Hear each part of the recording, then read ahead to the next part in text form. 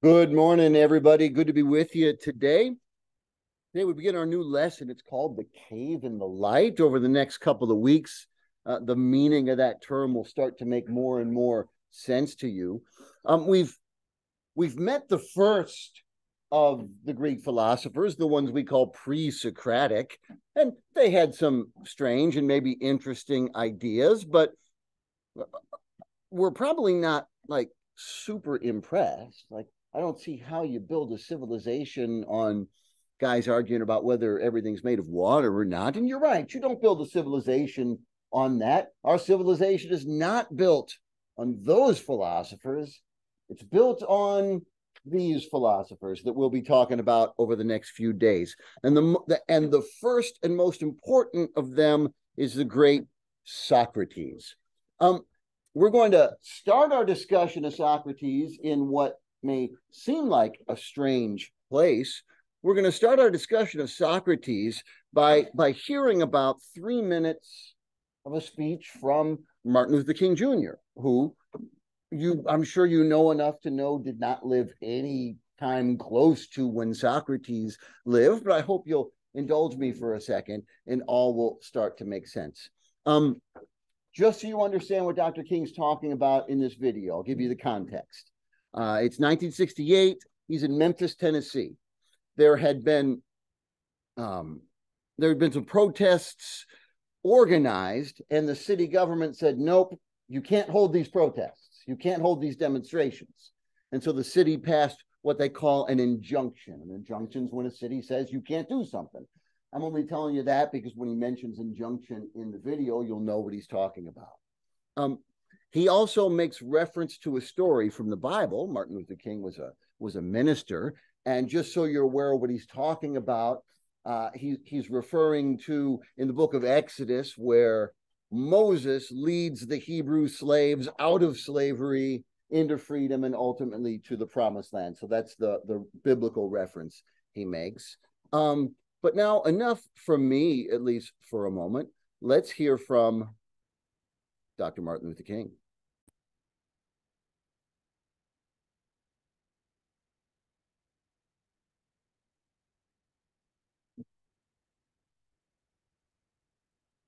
All we say to America is be true to what you said on paper.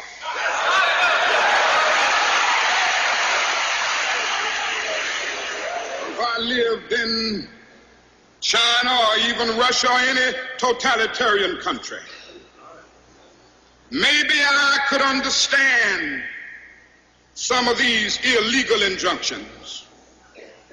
Maybe I could understand the denial of certain basic First Amendment privileges because they haven't committed themselves to that over there. But somewhere I read of the freedom of assembly. Somewhere I read of the freedom of speech. Somewhere I read of the freedom of press.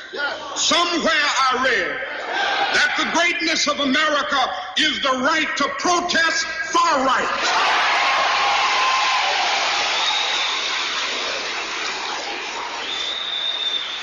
And so just as I say we aren't going to let any dogs or water hoses turn us around, we aren't going to let any injunction turn us around.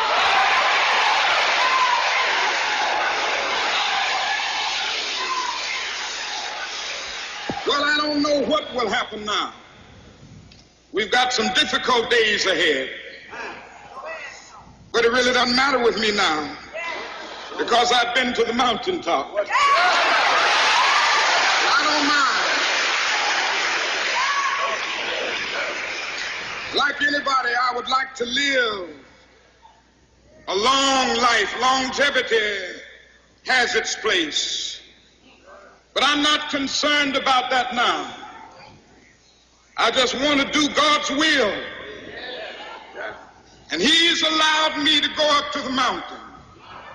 And I've looked over and I've seen the promised land. I may not get there with you, but I want you to know tonight that we as a people will get to the promised land.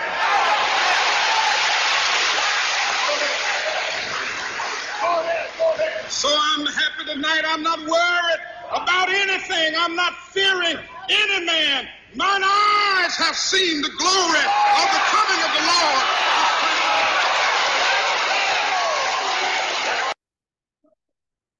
Dr. King was murdered the next morning. That was the last night of his life. Turn the lights on for me, please. Knowing that, knowing that he was to die the next day, I'm not suggesting that he was psychic or that he could see the future or anything like that, but it almost sounds like he knew what was coming.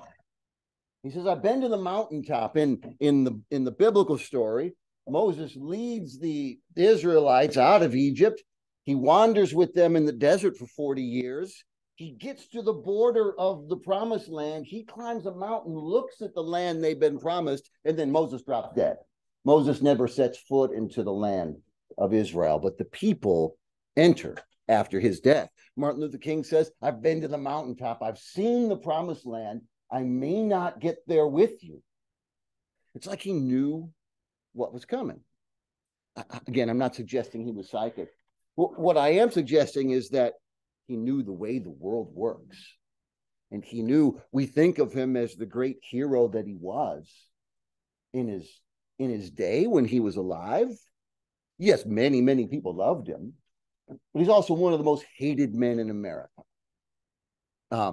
My father was 12 years old in 1968, 13 years old in 1968, and he was in a restaurant in Mississippi when the news came over the television that Martin Luther King had been assassinated. And everybody in the restaurant, you know what they did? They clapped and they cheered. He was one of the most hated men in America because he was holding a mirror up to us and we didn't like what we saw. And instead of, I wasn't alive then, but holding a mirror up to us as a nation. Thing is, he knew someone was probably going to kill him. And he also knew that he could easily save his life. All he had to do to save his life, shut up and go home. Just stop. Stop going from town to town. Stop leading protests. Stop giving speeches. You're a preacher. Okay, go to the church and talk about the Bible like every other preacher. Just shut up. Yes. Yes, I think this is a record for the longest you've sat in my class.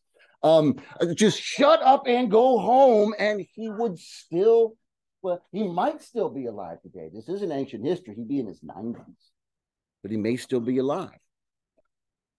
I asked you to think about several questions last time we had class, and one of them was this. Is there anything more valuable than life? Is there anything worth dying or killing for? And specifically, we're talking about worth dying for. Does anybody think that Martin Luther King made the wrong decision? Derek, come join me.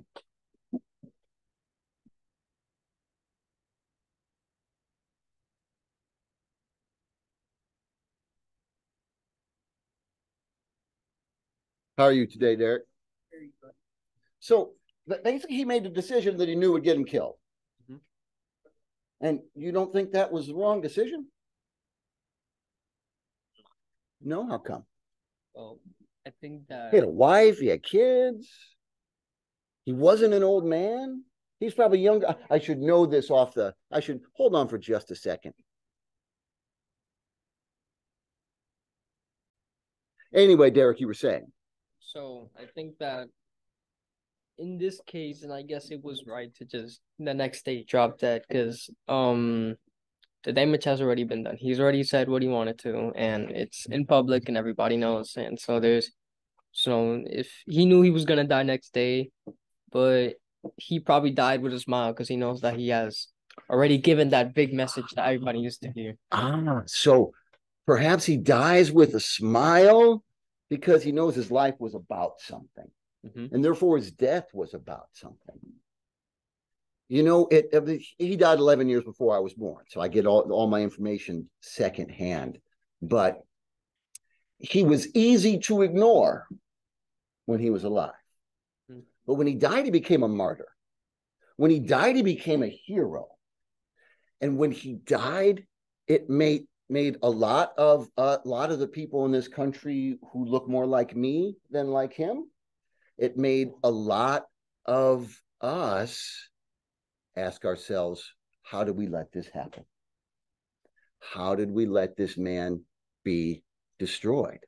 And then the changes that he was fighting for, peaceful. So fighting is a funny word because he was a nonviolent activist. The changes that he was campaigning for began to be made. Yeah.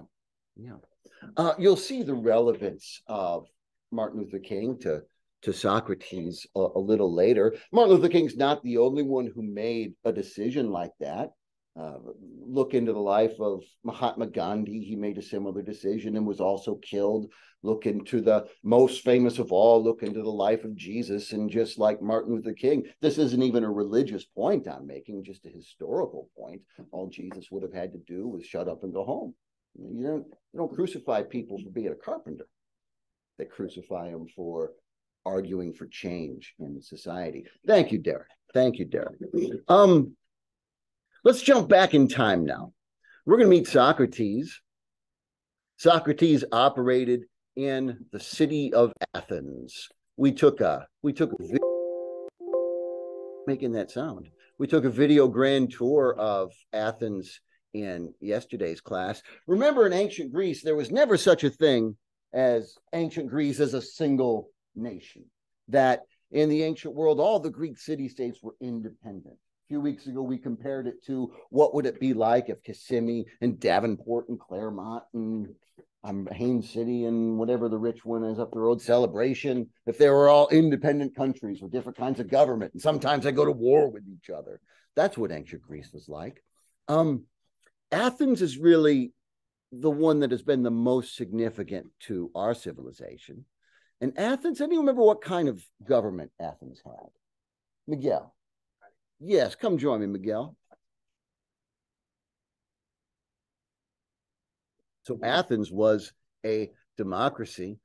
Miguel, what's a democracy? What does that mean? Power to the people. Power to the people. Yes. The word demos means people in Greek. So democracy literally means the rule of the people, or the people have the power. Athens is really the first democracy in the history of the world. They didn't run things identically to how we run the United States. They were one city. We're a nation of tens of hundreds of millions, not tens of hundreds, but tens and hundreds of millions of people. Athens was a direct democracy, so they didn't elect representatives. Every citizen, which is not the same as every person. Women weren't citizens and foreigners weren't citizens, but every citizen directly voted. During that time, there was a group of philosophers wandering around Athens, went by the name of the Sophists. Remember what the word Sophia means in Greek? It's the other one. Wisdom. Wisdom, yes. Sophia is wisdom. So what do you think sophist might mean? If I call myself a sophist, what am I saying about myself?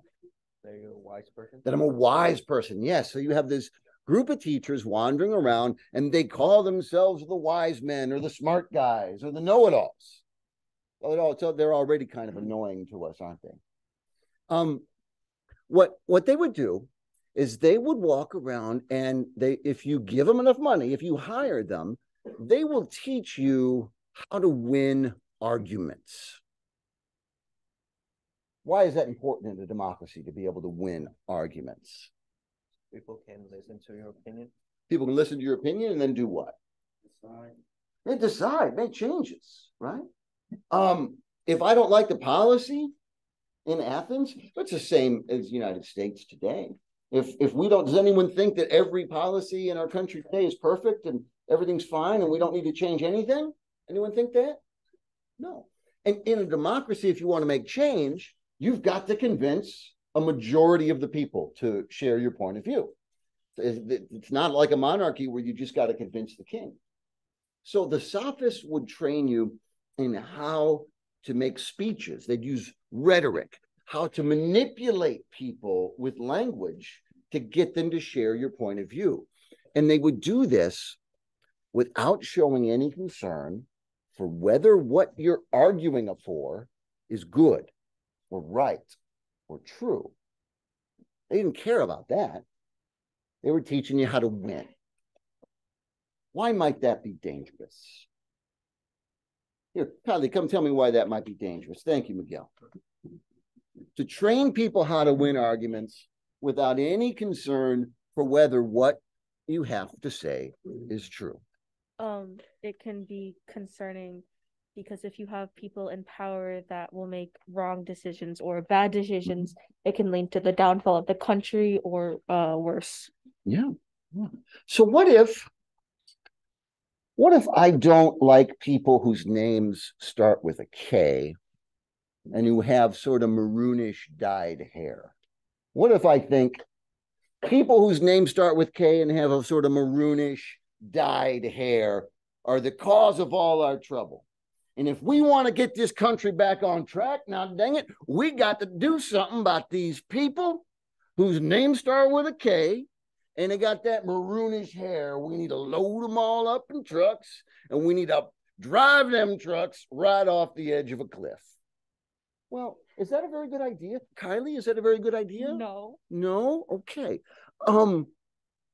If I were to convince today, right now in the United States of America, if I were to convince the majority of Americans that we need to kill all the people whose names start with K and have sort of maroonish color hair, what would happen? We would kill all the people whose names start with K and have maroonish colored hair because we're a democracy. Majority rules. So if somebody had trained me how to manipulate people's emotions with my language to get them on my side, pretty soon be bad news for Kylie. Oh, what a coincidence. Kylie is a person whose name starts with a K and she has sort of, I don't know, maroonish colored hair. Yeah. So the sophists were getting rich by teaching people how to manipulate other people. And this is where Socrates comes into the picture. Our friend Socrates, who lived from 470 to 399 BC, he didn't like the sophists one bit. He didn't like the fact that they were emotionally manipulating people. He didn't like the fact that they had no concern for goodness or truth.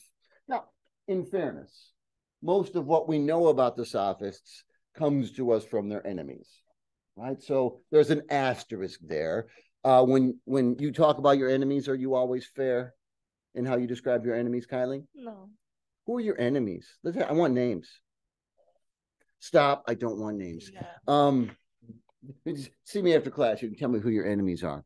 But Socrates was very concerned about the impact these people were having in his city of Athens. And so he sort of stepped forth out of obscurity and took up philosophy himself. And he made it his way of life. He didn't charge you any money to teach you. He didn't start a school.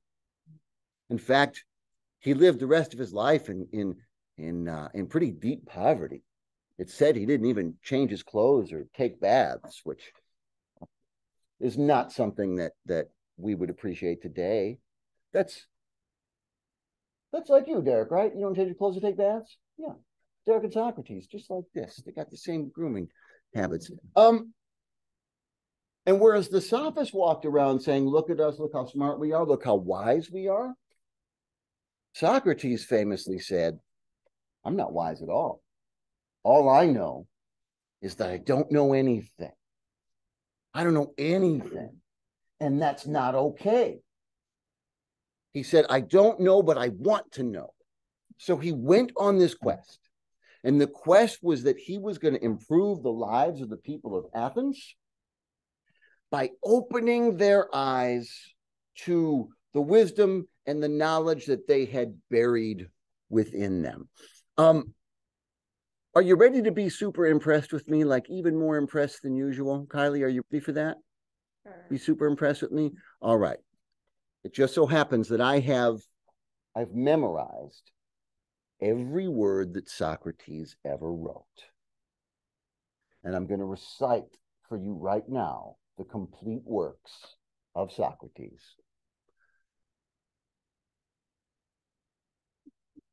This has been everything Socrates ever wrote. He didn't write a thing. Well, how do we know that this guy was such a great teacher, such a great philosopher? He didn't write anything because there's no videos.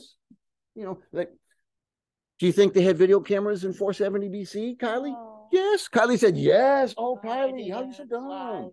No, they didn't have videos. So we've got nothing written about him by him. How do we know about him? How do we know his life? How do we know what he taught? Well, we do have some really good primary source evidence on Socrates. The most important is this dude right here. What's up? Why does Socrates look so mad? So I wasn't gonna say anything because every book, every video, every lecture about Socrates that's ever been written pauses to mention how ugly he was. And so I was like, I'm not doing it. I'm not going to mention how ugly he was. But then Juvie asked why he looked mad. And it's because he kind of permanently had a scrunched up, mad looking face because he was, I can't believe Juvie made me do it because poor Socrates was super duper ugly. One of these days, I'm going to have a student who looks just like Socrates, and that's just going to be the hardest. That's going to be the hardest moment of my life. We're asking how we know anything about mad looking Socrates. A couple of his students wrote a bunch about him, and the most important one is this young man over here named Plato. Plato's the most important Socrates student. Like the squishy stuff, still a little different. We'll have a lot to say about Plato in a couple of days. Spoiler alert, Plato is very weird. But he goes on and on and on about Socrates. Problem is, Plato gives us hundreds of pages about Socrates. And every time Socrates is talking in one of Plato's books, guess who he always sounds like? Juvie got it. He always sounds like Plato. Plato gives us a Socrates who agrees with Plato about absolutely everything. Juvie, come up here for a minute. Thank you, guys. Come on. You may.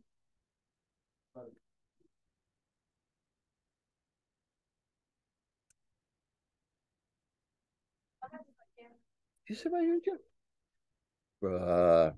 Bruh. And you put me right in front of it? Yes. So this is Juvie, ladies and gentlemen. How are you today, Juvie? I'm good. She got a broken foot? Yeah. Yeah, how's it feeling?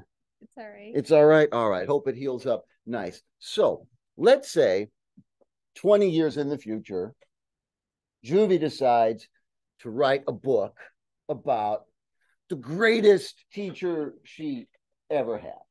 You? Yeah. It's going to be me. It's going to be me, right? All right. So Juvie writes a book all about me. But the me in the book sounds an awful lot like Juvie. Turns out I have all the same opinions on all the important stuff that Juvie has. Is that very likely to be accurate? No. Doesn't mean she's lying about everything. Plato's probably not lying about everything. He might not be lying about anything the way he defines it, but he does give us a Socrates who sounds just like him. But he gives us so much that he's the most important source of information we have about Socrates. How do you feel about that, Juvie? You want to go back and sit down? Yeah. All right. Thanks for joining us. I could not. Ladies and gentlemen, Juvie Score. Yes.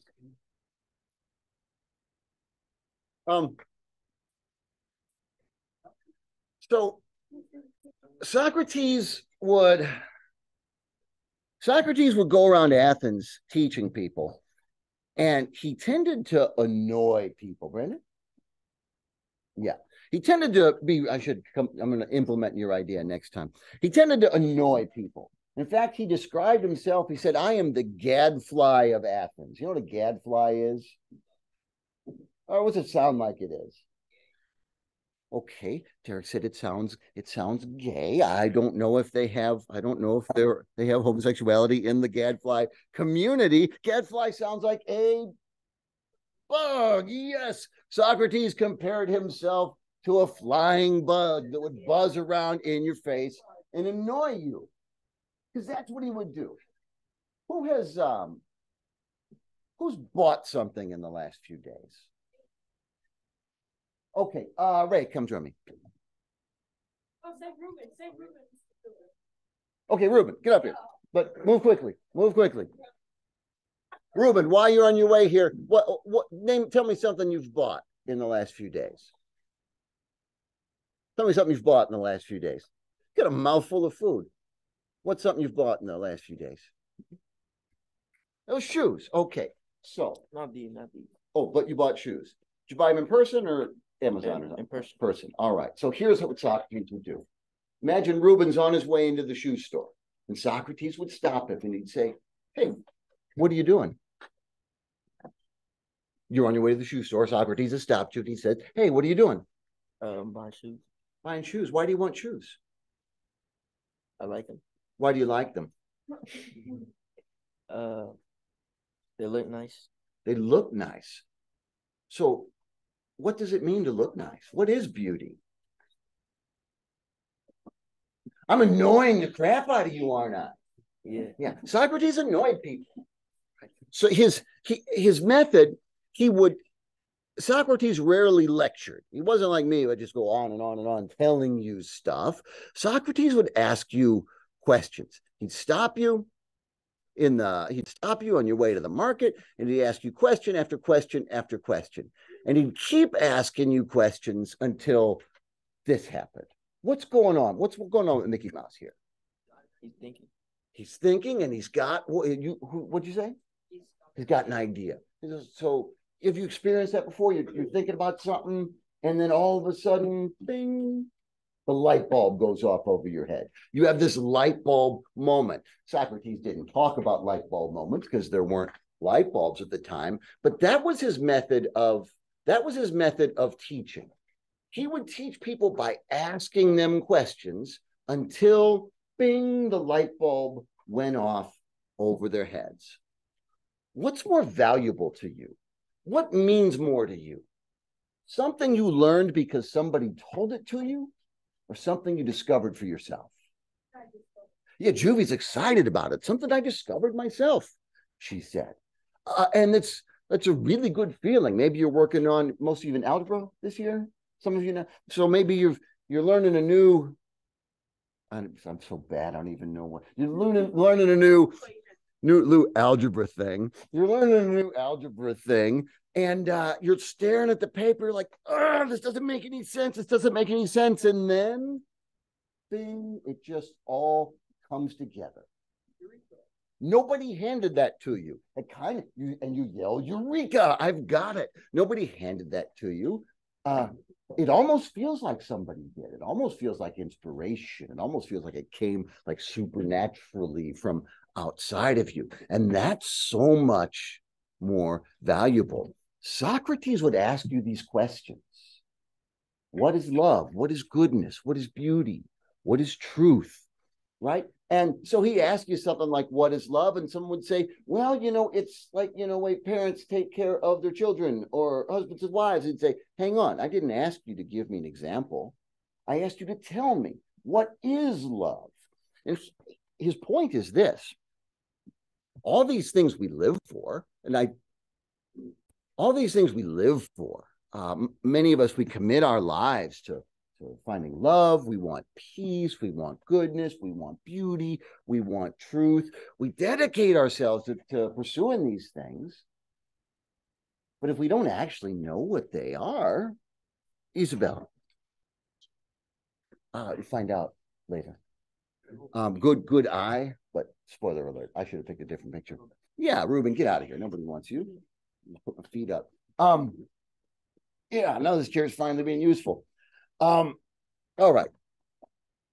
So what can we say about what Socrates actually taught? According to Plato and according to a couple other sources, another of his students named Xenophon. Here are a few of the most important ideas that were held by Socrates.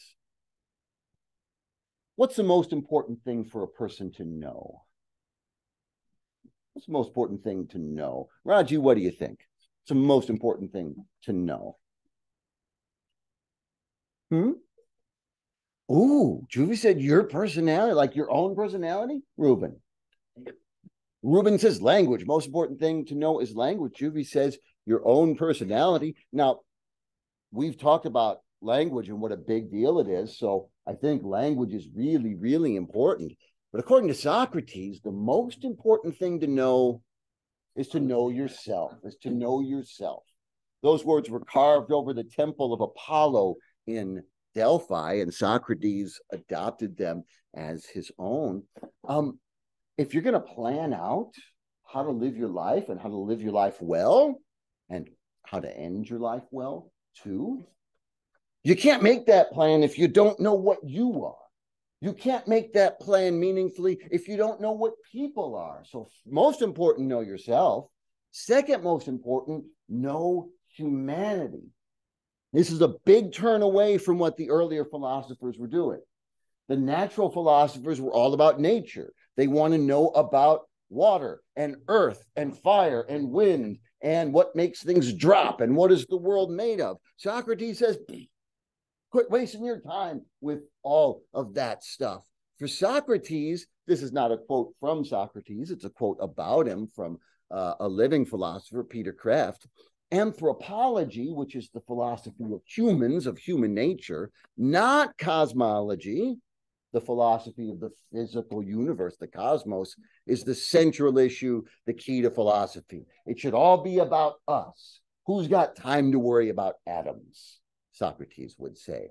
What matters is people.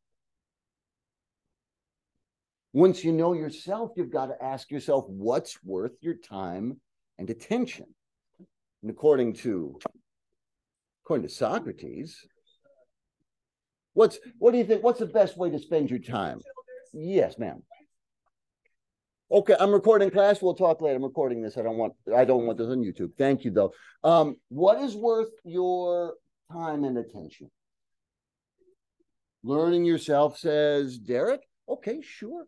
He said it was the most important thing.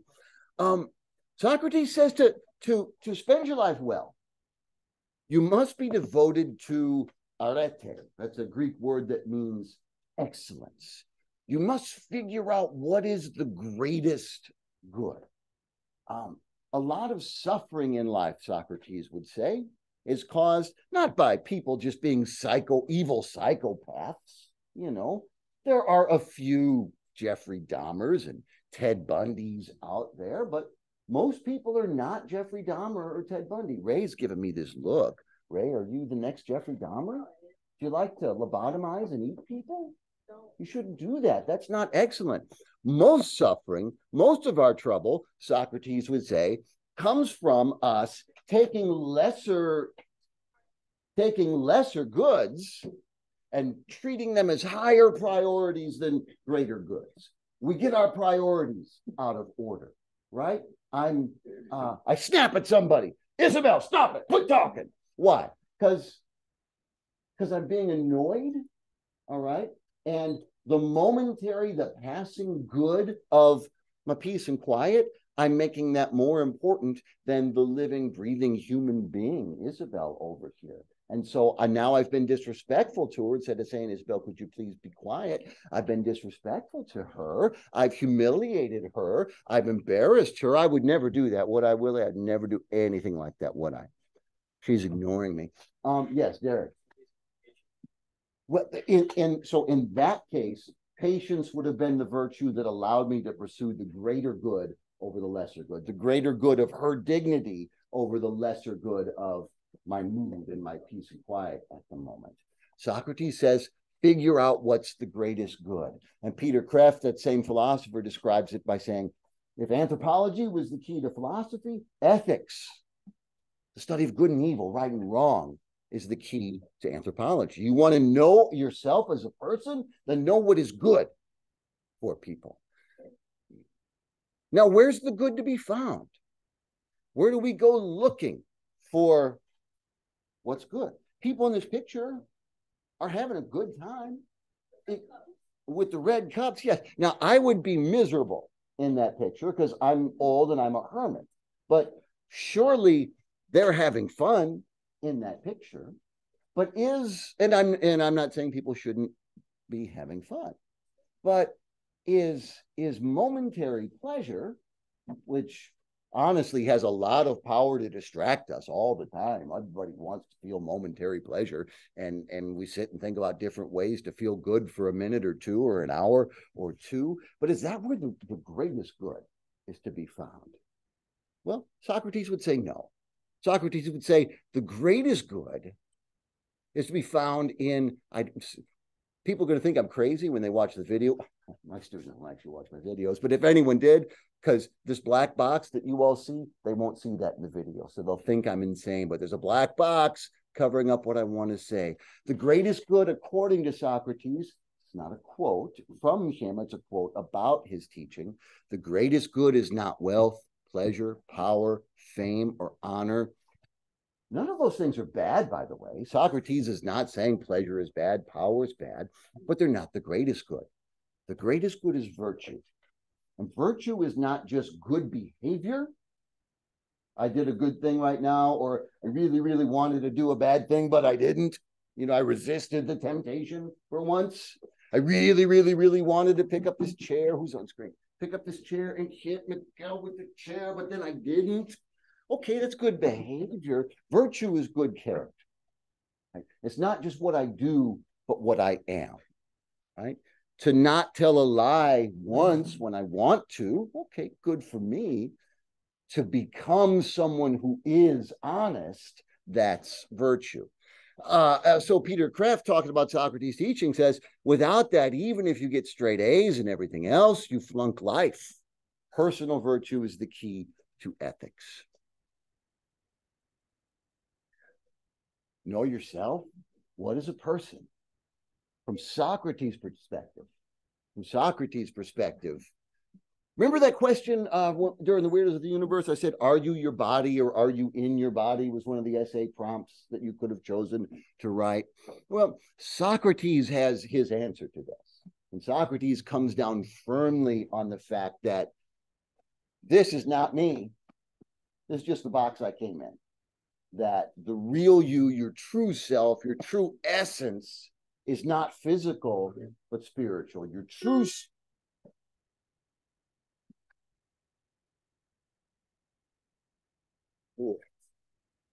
there are 3 bells in 5th period, and they're all wrong. That your true self is your soul. Socrates does a lot to give us our civilization's notion, what we think of when we think of soul. Before Socrates, if you talk about a soul, psyche is the word in Greek, the Greeks would think of just like a ghost, which was little more than the shadow that you cast. And the Greeks didn't expect to go to heaven or anything like that, except for the greatest heroes might be taken up to the gods. So for them, your spirit, your soul was like residue, like your reflection. It's just what's left over. It's like you make toast and then there's the crumbs in the toaster. Crumbs in the toaster is the soul for most Greeks. Socrates says no. The real you is deep in here. The real you, your essence, is your soul. In this virtue, this greatest good that he wants us to pursue, he says you can learn this. And there's 2 ways. One, maybe God, and notice he uses a capital G here. Socrates doesn't have much faith in the old-fashioned Greek gods. He speaks more of a singular, all-powerful God. And he says, God might reveal that to you directly. Just boom, here is virtue, here is knowledge. But in case that doesn't happen, because for at least most people that doesn't happen, you can discover virtue by questioning yourself, questioning the things that you think, the things that you value, the way you were raised, the things you believe, until bing, you get that light bulb moment, because true wisdom, it's already inside of you. Socrates basically wants to take a toilet plunger to your mind and he's plunging up good stuff. Get the treasure of wisdom that's already hidden in there. If there weren't already knowledge hidden inside of you, he would say, where do those light bulb moments come from? How do you ever figure anything out without someone telling you if you didn't already have that knowledge? So he sounds like, and look, Socrates is doing this all, annoying people, but he's doing it because he loves people. Socrates loves his people, the people of Athens, and maybe even all people. He loves them so much that when he sees them suffering because of false beliefs, suffering because of bad behaviors, that's still not us. Like I said, all the bells are wrong in fifth period. When he sees us failing to live up to our highest potential, failing to be everything we could be, he wants to change that. He wants us to have the best life possible and be our best selves. And in reaction, people of Athens charged him with impiety, disrespecting the gods, and corrupting the youth. They arrested him and they put him on trial. We'll hear all about the trial of Socrates tomorrow. That's all I need from you for today.